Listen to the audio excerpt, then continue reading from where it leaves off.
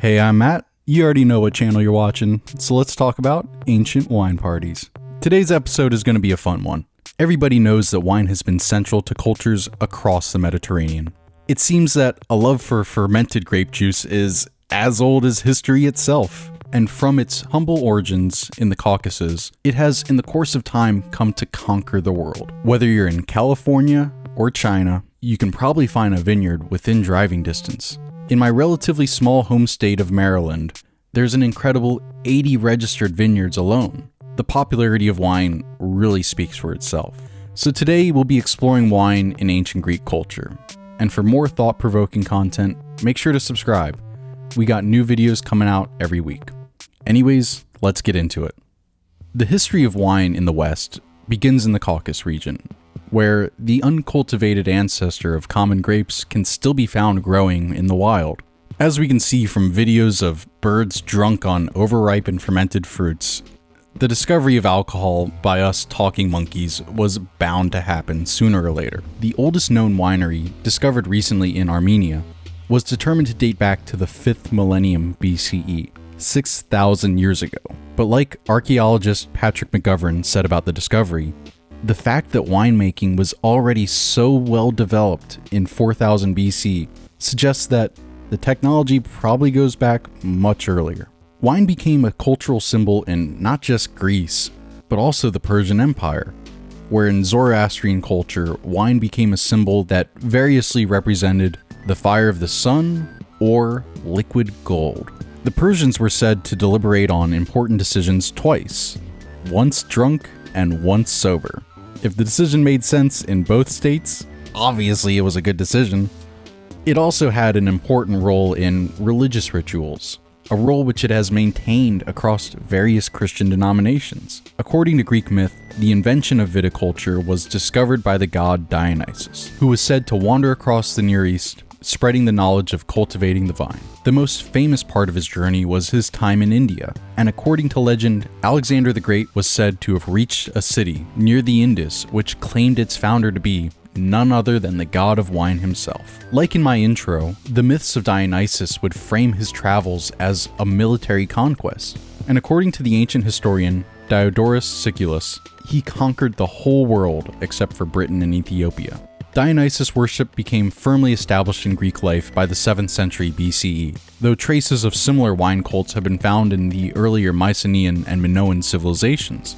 Along with the Greater Dionysia, a festival of theater competitions we talked about briefly in the Hubris video, the Greeks worshipped Dionysus by participating in the Dionysian mysteries. Like other mystery cults, like the Eleusinian mysteries, initiates called mystae would participate in secret rituals that used intoxicants and trance-inducing techniques such as dance and music to remove social constraints and produce mystical experiences, named after these ancient practices. The Roman Bacchanalia were unofficial festivals based off of these earlier Greek practices, and the word Bacchanalia retains the meaning of wild, drunken revelry to this day. Ancient mystery religion is one of the most fascinating and obscure parts of ancient Greek culture, and you can look forward to future videos on the subject. But for now, let's talk about the real subject of today's video, the symposium itself. A symposium in ancient Greece was essentially a wine party that took place after big banquets, featuring music, dancing, and lots of great conversation. The Greeks love their conversation, as you will see. Like most things in ancient Greece, it was a practice only enjoyed by the men, though high-class courtesans and female performers were often hired to entertain the guests. And if you know anything about the spirit of ancient Greece, you won't be surprised that part of the fun came out of competitive games, singing contests, and even rhetorical contests. Plato's dialogue, The Symposium, famously depicts one such friendly competition, where the guests take turns giving speeches in praise of Eros, the god of love. This is why the word symposium has come to be used at any event where multiple speeches are given. The general practices of a symposium included a party leader, called a symposiarch, who would determine the strength of the wine and keep things from getting out of hands. How would they change the strength of the wine? They watered it down, of course.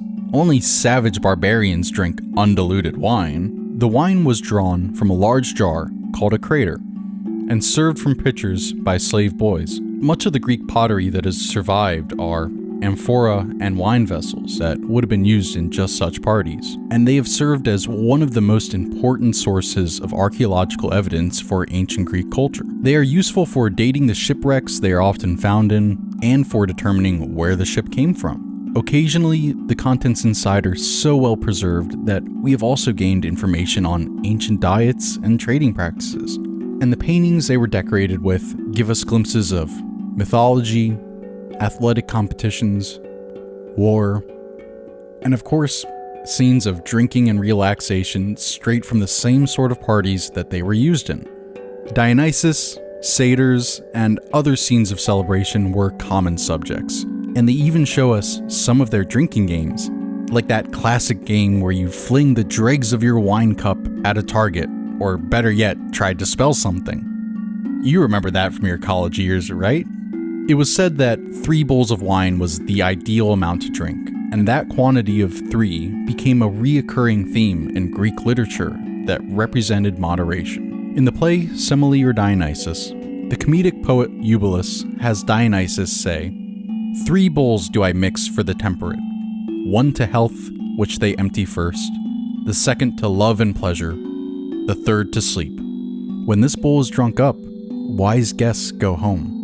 The 4th bowl is ours no longer, but belongs to violence, the 5th to uproar, the 6th to drunken revel, the 7th to black eyes, the 8th is the policeman's, the 9th belongs to biliousness, and the 10th to madness and the hurling of furniture." When it comes to us humans, some things just do not change, and there really is nothing new under the sun. Now, how much is a bowl of wine? Well, this is what Greek wine cups looked like. And yeah, it's definitely much more of a bowl than a cup. But they also watered down their wine, so, I mean, the Greeks say they're not the savages, but I don't know. I mean, I don't even like wine, but still guys, come on, who waters it down? Thankfully, that's one of the Greek practices that fell out of use over the years. Sorry guys, but what can I say? Anyways, that's all I got to say about that. Next week we're talking about one of the most enigmatic and indecipherable thinkers in the pre-Socratic world, Heraclitus. That's coming up next week. I hope you're excited, and I'll see you then.